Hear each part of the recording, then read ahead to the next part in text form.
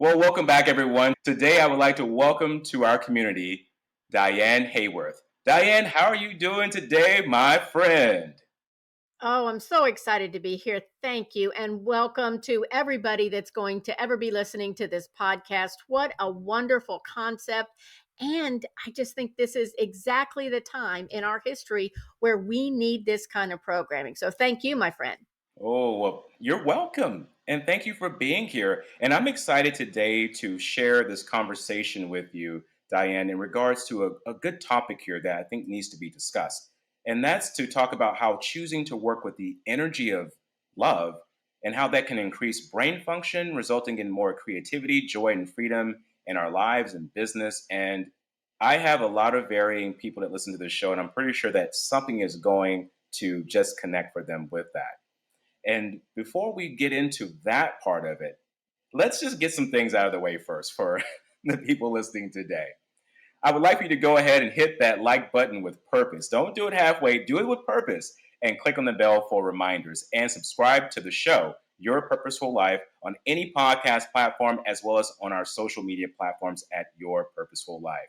Now we're going to talk with our special guest, Diane Haworth. And Diane Haworth here is a spiritual coach, speaker, and author. Her first book, How to Choose Love When You Just Want to Slap Somebody. I just had to say it that way because that's kind of how it feels when you say it. It was published in 2014. Her TV show, Heart Centered Success with Diane L. Haworth, debuted in January 2018 in Washington, D.C. area with episodes available on YouTube. She's also the founder of Be Love Principles, and it is all about love on the show today. Diane, I am so happy that you're here, and I'm looking forward to learning about you about this love perspective. Oh, this is an important topic. And when I talk to various leaders in different industries, sometimes they're like, don't say the L word. We have to talk about love. We have to talk about how we can treat each other with more respect, compassion, Mhm. kindness, because that's what's going to create the world that we all want to live in. Why don't what? Well, let's go back here. Why don't they want you to use the L word? What's going on with that? I think it is an old paradigm of thinking. In business, you're aggressive, you're focused, and that love stuff is just too woo woo. And one of my big messages is love is powerful, it is intelligent, it's creative, it's expansive. Why wouldn't you want to tap into that energy? That's that's what makes every single part of your life sing. That's when you find your purpose, when you are seated in that, what I call that divine inner wisdom, that love that lives within me, within you, within everybody. I like that because here's the thing about love. I feel that love is a misused topic for a lot of people. They get love mixed with lust. They get love mixed with, well, if you only do this for me, then I will love you. And I think it's become such a word that's been used to control people and manipulate people that I think a lot of people just have a distaste in their mouth about it. So I am happy that you are bringing this fresh perspective and this wisdom perspective to love to the show. And speaking of wisdom here, I want to talk about your statement that I read recently, and I had to just bring it here. You said that every aspect of our lives improves when we tap into our inner wisdom. My question is that what is your meaning for wisdom? I think people don't know what wisdom really is. So for the people that are like, oh, well, I'm not old enough for wisdom, what does it really mean?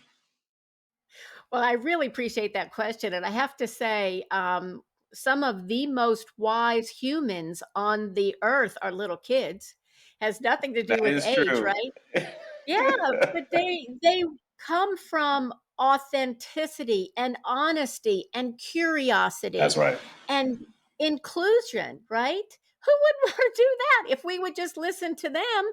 If we lived like that, if we ran our businesses like that, our families, how much better would that be? Everything changes. So, that wisdom that I'm referring to is what I would call your intuitive voice, your soul voice. Now, we all know, we've all been in situations where your head told you to do one thing that made sense. And in your heart, you were like, no, don't do it. I mean, I've married people for that wrong reason. I've taken jobs for that I'm wrong raising my reason, hand. I'm raising my hand to that. right? No shame You here. knew in Yeah, it's just part of it. You knew Human inside. mess.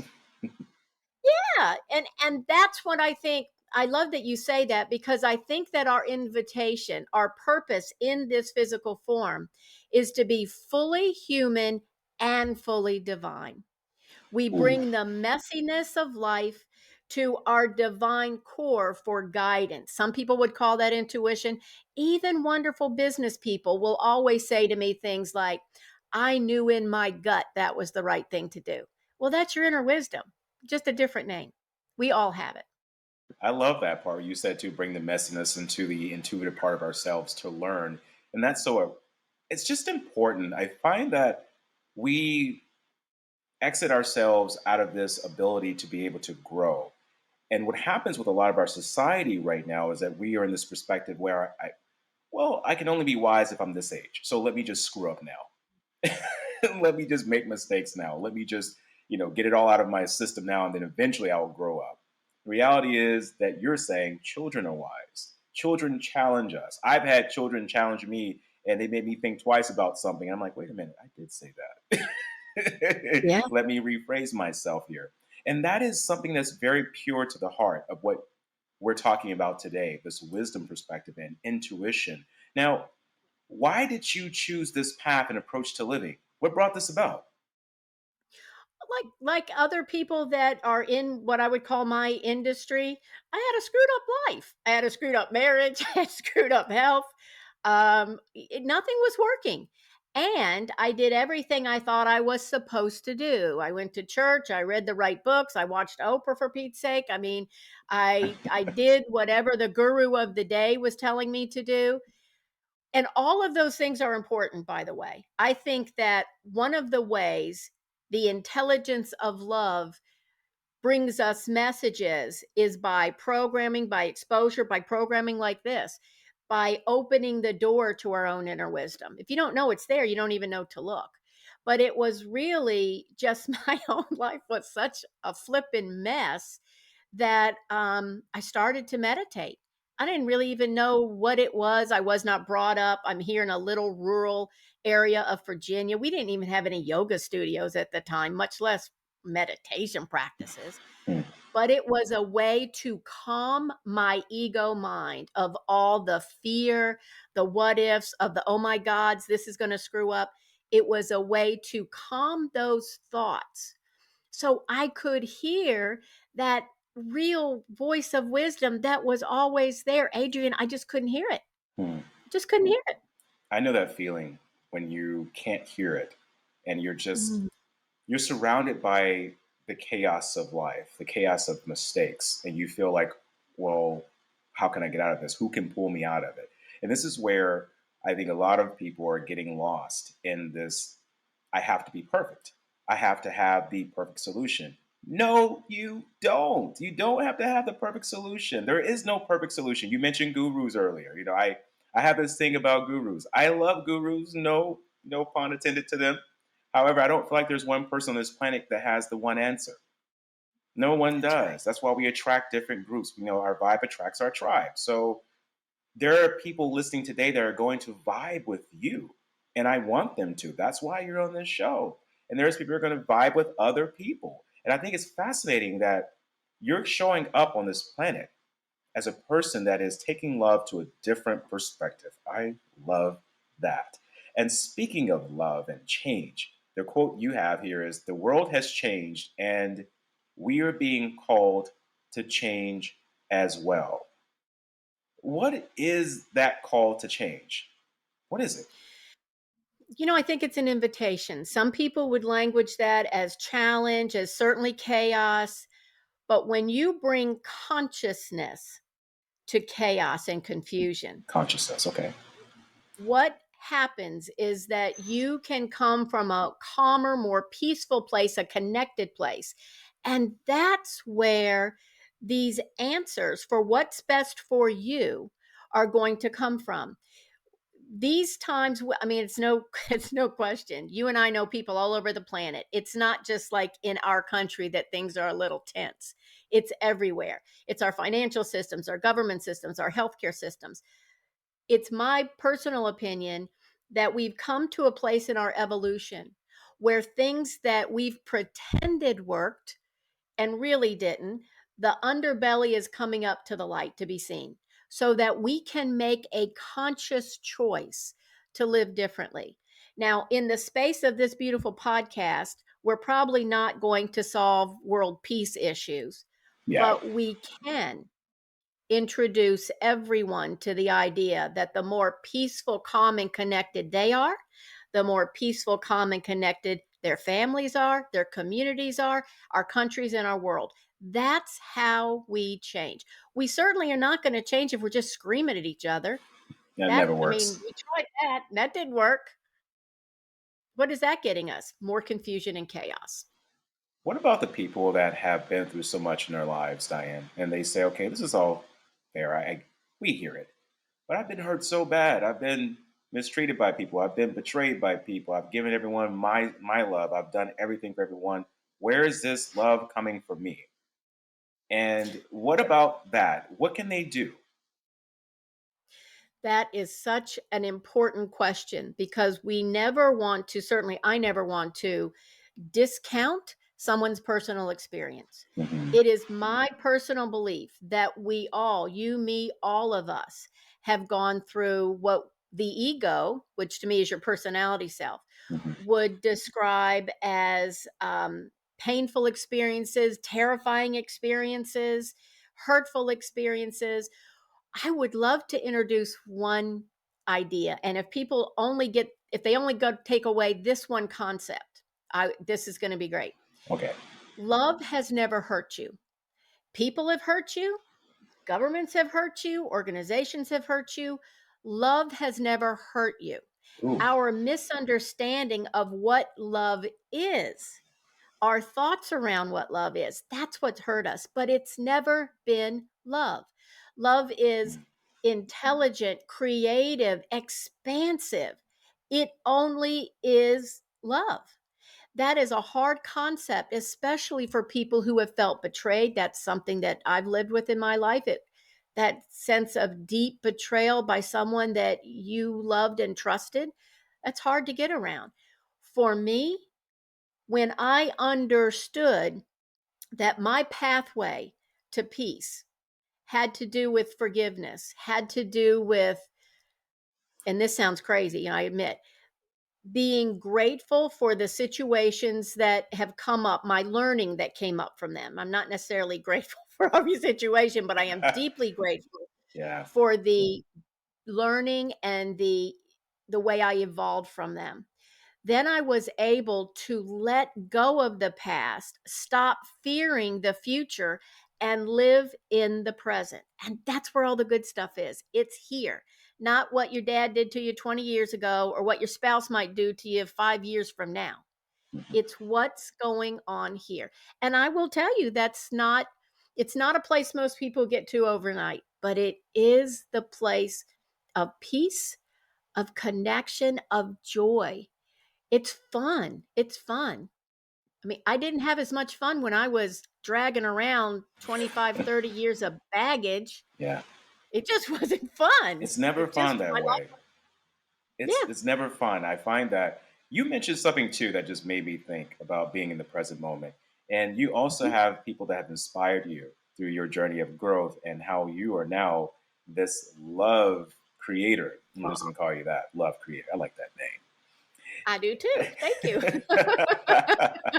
And we all are, by the way. Yeah, and you mentioned Eckhart. Well, let me just go back. You mentioned in your book that you were inspired by Eckhart Tolle. So we're going to get into your book too, that we talked about earlier. But you mentioned some authors that inspired you: Eckhart Tolle, Wayne Dyer. The list goes Mhm. on. Michael Beckwith, and there's a lot of other great people. Louise Hay, I love her by the way. She always says, Mm. "All is well in my world." It's like she's just this mother that keeps or grandmother keeps talking to you every single day, right? When something goes wrong. I got goosebumps right now. Everything is happening for your highest and best. I will tell you, there were some days when I said, Louise, I don't think you know what's happening in my life. But in retrospect, that is the most beautiful and powerful statement. It is. It's an incredible statement. And I use that a lot to help me navigate when something is going on I don't understand. I think that's where we are all at in our journeys, that there's a part of us that it's still seeking to try to figure out what the hell is this? What is this Yeah, all about? What's happening here? Why is it happening to me? And I know that some people will say, don't say, why is it happening to me? But let's be real. Most people say that's what that. we Why is it say. happening to me? Because it is happening in that moment and you're in that reality. You also mentioned present. And I want to go to Eckhart Tolle, The Power of Now. And I'm Mhm. currently reading his book, The New Earth, which he talks about what you're talking about, the ego and how Mhm. we're separated from our truer, higher selves. Now, speaking of, since I'm on a roll of books, let's get into now this book of yours that really inspired me because when I read it, I was like, Diane needs to be on the show. That's it. That's what we're going to do. She's on. Let's make this happen. And that's How to Choose Love When You Just Want to Slap Somebody. Now, we're not indicating here to our audience today that you should slap anybody, or even you said that's in your book that it's not, you've never been violent or enforce any type Mhm. of physical thing. You just, it's a feeling that we have, an emotion of just saying, hey, uh, please look at me here. Respect me, please. Respect my space, who I am. Can't you hear me, crying out, saying I need your help? In your book, you talk about, which is, it has, it kind of, it brought a little bit of, uh, how can I say this? Experiences back into my life. When you talked about your father Yeah. being in the nursing facility and how there was this feeling in the beginning that you didn't feel like you were being heard. He was being supported. And every encounter, you just wanted to slap somebody for not listening, for not giving you what you wanted at that moment in time. And it brought me to this understanding and experience of my grandfather when he was in a nursing home and how we got so frustrated at the staff for not catering to his every need. And reality is that they were doing the best that they could. And it may have been some people that were just neglectful. That happens from time to time. But the majority of the people were trying to work. They were trying to do what they could. And this book really touched me because I think there's moments where we all have where we just want to slap the hell out of somebody and just say, stop, stop disrespecting me.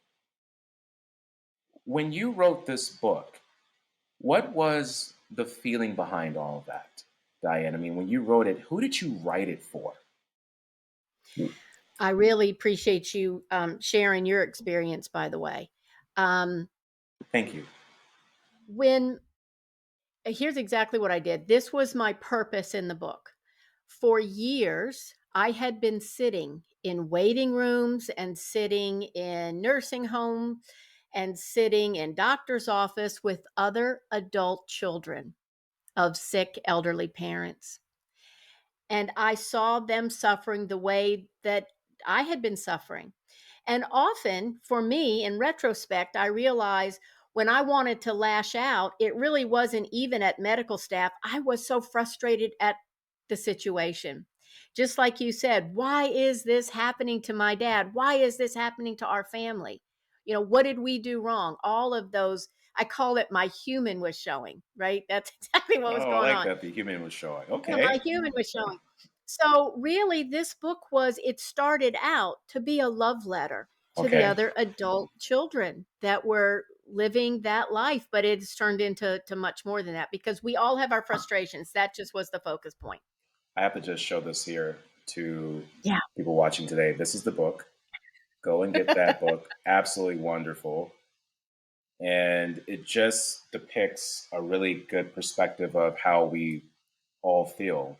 And back to our conversation earlier about love across the planet, I think we are Mhm. missing a lot of love across the planet right now. There's so much anger, hatred, there's so much comparisons, there's so much of people trying to be perfect, trying to be accepted. And I feel there's so much confusion going on across the planet. And love is one of those words that we need to start embracing again. And I'm going to just call this out here, especially too with, I believe, men. Men have this connotation that they have to be strong, they have to have this type of vibe about them that shows their masculinity. And we call this toxic masculinity, of course. But there's this other perspective where I think as men, we need to start looking at love from a different perspective. Loving ourselves, self love, that way we can start learning how to love others better in our relationships, in our dealings with the world and people. And Diane, you mentioned this thing about love. It really makes me think more about my self love, how I look at myself and how I look at people in the world. And I just really feel like you're on a movement here with love. And I haven't seen anyone talk about this the way that you have. And I'm just in this moment of truth right now with you that I'm loving just to its entirety. So I want to also talk about with you this love sparking creativity, joy, and freedom with the brain function. Because I'm a very Yeah. analytical person. So when you start talking brain and neuroscience, you've got my attention. Brains are So sexy, aren't they, I'm, Adrian? I'm Brains are like, sexy. I am Uh-huh. like, hey, now let's get into this perspective. So let's talk about the brain function and how this works. So are you saying that just because I love something better, or I love myself better, that I'm going to have better brain function, I'm going to have better creativity? How does this work, So, oh, I love all of this. I'm so glad you brought it up. really? And I will even use examples that relate not exclusively to men, but I'll use them in the examples, especially with business. How does that sound? That sounds great. Would Yeah, that let's do work? that. Yeah, that works too. Okay. So let's look at a gentleman who is at a job that he hates, that he bitches about on the way to work, third work, on his way home. A He lot of doesn't people want to like be that. there. Yeah, he doesn't want to be there. He is, as soon as he gets there at 9 a.m., he is watching the clock, right? Because he doesn't want to be there. How productive is that guy? I mean, how Not at productive all. is he? What happens is when we are in the lower emotions, and I'm referencing work by a gentleman that I deeply respect named Dr. David Hawkins. He wrote many books, but love Power versus Force is one that I really love that I reread every year. What he showed us scientifically was that he had a curve, and on these lower registered emotions, fear, overwhelm, resentment, guilt, blame, shame, when you are in those emotions, not every once in a while, but when you live there, you're really only accessing this back part of your brain that has to do with survival. When you go up the emotional scale and you can get to the point of courage and hope, and Dr. Hawkins beautifully actually assigns numerical values to that, and this particular value is 200. Once you open that door where you are really in a more hopeful, or you have the courage to change, that guy's going to change his job or change his life circumstance, whatever it is, you actually access this part of your brain that has higher strategic thinking. You go from the, oh my gosh, how am I going to survive this terrible thing, to eventually, right? You work your way up to love, joy, peace, calmness, creativity. You come up because you have access, right, to the part of your brain that is more connected to what I would consider the all. So if a guy's sitting at his desk and he hates his life and he hates his job, I mean, maybe he'll get whatever he needs to get done, but when you are in those elevated conscious states of love, of joy, of peace, that's where you and I have both have them. Everybody who's ever going to listen to this podcast, you know what I mean. You're thinking about something and you go, oh, wait a minute, I could do this. Oh, wait, oh, I could do that. It expands. When someone Hmm. loves their work, they love their product or their service. They love their customers or their clients. They Hmm. love their vendors. They have these beautiful, expanded, creative ideas, and they love what they're doing, and it shows. I mean, who do you want to go to and be stuck next to at a dinner party? The guy that hates his life, or the one that loves everybody and everything, and who sees the divinity in himself and everyone else? That's what Whoa. self love is to me. Whoa. Recognizing I'm a divine soul, you are a divine soul. everybody, even the ones that tick me off, they're all divine souls. I might be a little upset with their personality, but when I can see someone heart to heart and recognize wherever they are on the planet, that's my brother, that's my sister. And I love them. I may not love what they're doing or what they're saying, but I can recognize that we are part of something greater. That's to me very powerful. I love that. It reminds me of Ralph Emerson. He says that when we encounter someone, then that person either teaches us what to do more of or what to do less of. But they're always a There you teacher go. to us. And although there are some people, I have to say this, Diane, that I cannot see them sometimes as divine beings. I see them as people in my way, just trying to mess up my world. I think that's how a lot of people would see it. It But feels yeah, like and that. it feels like it, but they are divine beings. So I'm glad you put perspective on that because they Well, are. may I they are, and may I give you a little trick that I use sometimes when somebody's kind of getting on my last nerve? Yeah, let's I hear that. imagine I imagine that we're in a play and there's simply the character that is the best that gives me the best opportunity to grow, learn, and love. There were just characters in a play.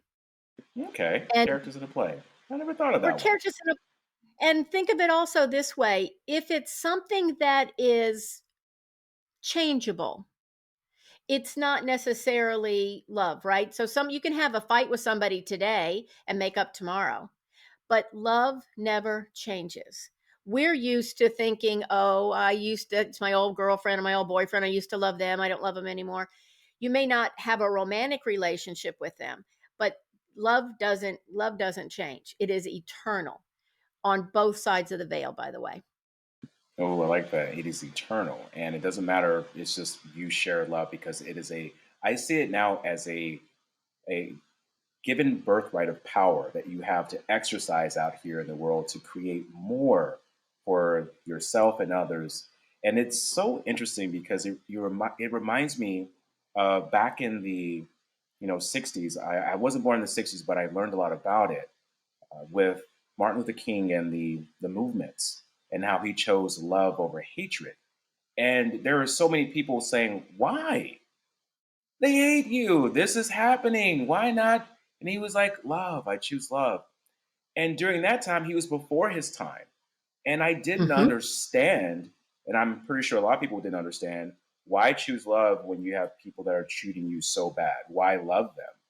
And what we're learning from you today is that you're not loving people to allow them to get away with what they did or what they've done, but you're loving them because it is an energetic field that envelops you and it expands. And if you are not loving the right way, you cannot expand that goodness out to the world, and that world can't reflect it back to you. So it is a give and receive system, right? It is, with someone as I was a little girl in the 1960s. Hmm. And I now, if you go to the MLK Foundation, there's beautiful principles of peace that Hmm. are they're just stunning. So you look at Reverend King as an example, you look at somebody like Gandhi, you look at Hmm. Nelson Mandela. How Yeah. can you sit in a jail cell for 27 years and love your captors? I And would have look come out swinging.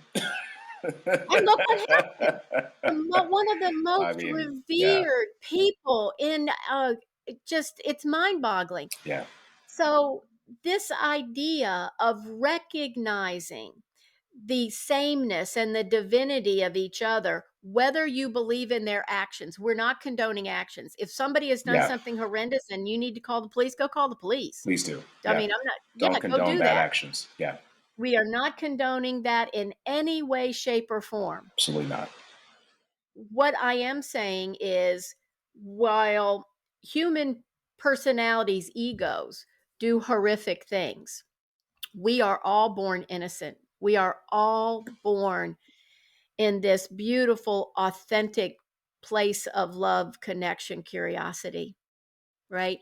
We just get the Buddhists call that the original face. In psychology, we'll call that the original self. And then as we grow up, as we go to school, as we get our hearts broken, At least we think we do.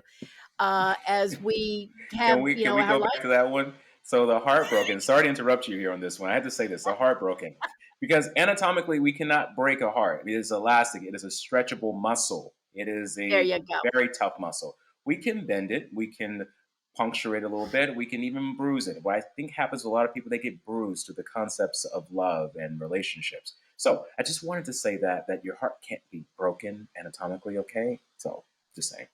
Good point. Good point. Didn't go What on. will Yeah, well, it's perfect. And what will happen is we become what's called the conditioned self. The Ooh. conditioned self is, oh, my family does things this way. My family eats this kind of food, and we don't go to that place, and we don't talk to those people. And, Mhm, just all the screwed up stuff that we get taught. mhm, That's not real. mhm. What's real is when I watch my 5-year-old grandson on a playground, loving and playing with everybody. That's what's real. That's what's That's real. how we're going to I really am convinced that's how we're going to reclaim the life that we all want for ourselves, our children, our communities, and the world. That's the way we do it.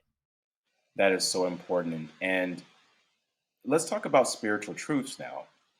Mhm. And with this tied into neuroscience of high performance, what is the spiritual truth? I mean, I understand the concepts of spirituality and truth.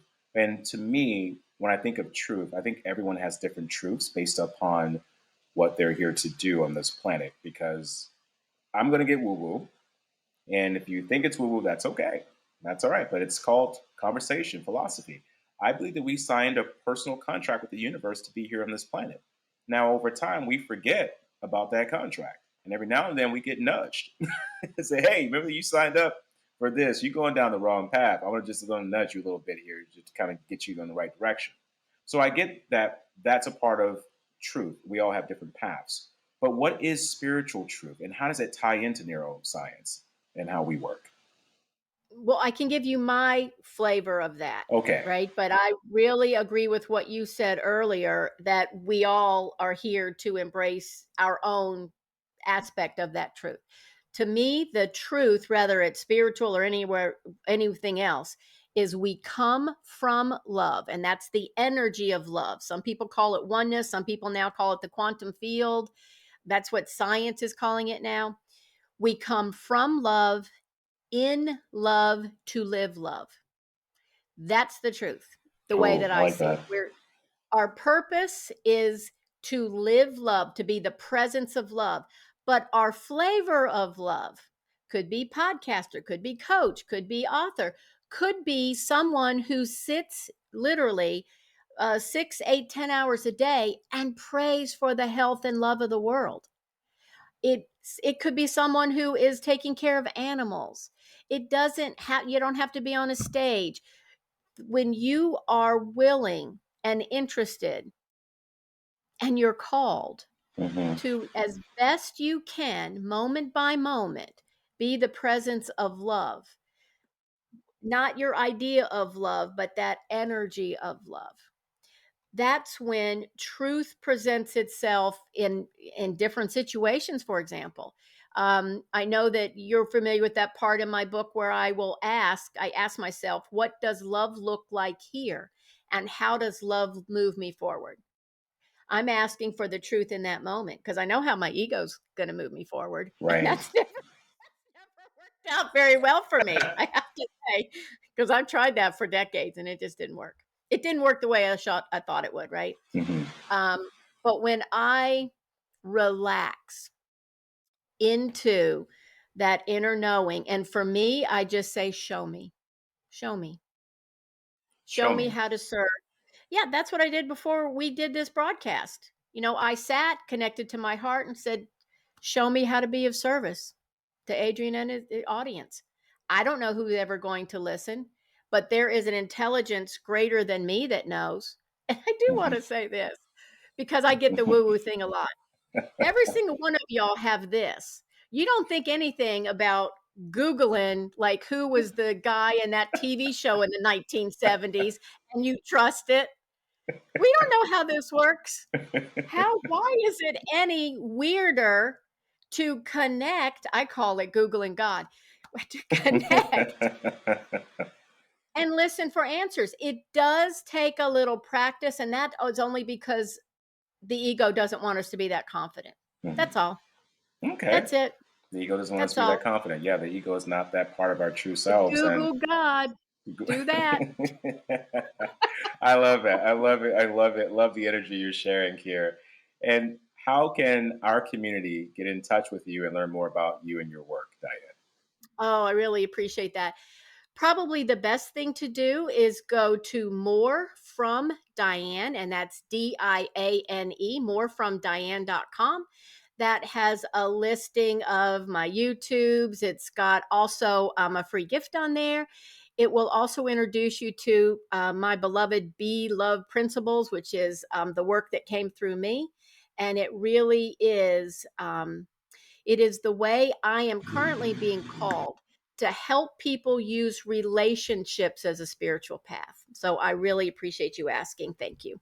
You're absolutely welcome, and it's been great to have you on the show here. And my next question for you is, what is your purpose for being here on this planet?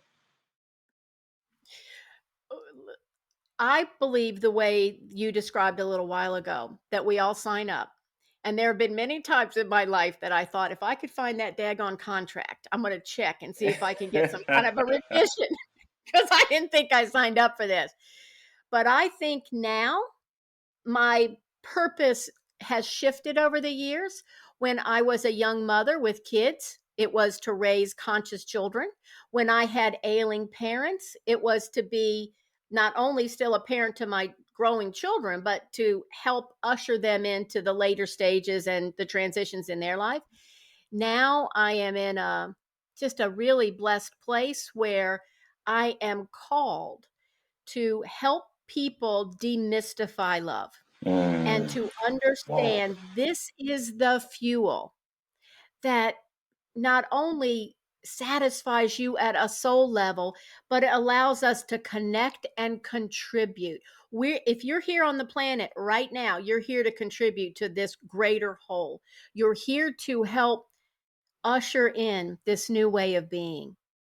And that's why I'm here. What an answer. And you know your purpose, Diane. And thank you for sharing with us there's many ways of seeing love with ourselves and on our planet, how to express it out here to be more creative, more joyful, and to improve our lives. You are a fantastic love creator. And I am so excited to have you on the show, Diane. Oh, thank you so much. I appreciate you being a conduit for love and helping get this message out there. That is a beautiful, beautiful gift. And I really appreciate it. Appreciate you. Appreciate everybody that's watched today. All right. Well, you have everyone. Go and check out Diane, and we'll put her information into the show notes here. And make sure to follow her and to learn more about her Be Love principles. Until then, everyone, wishing you all much love and success.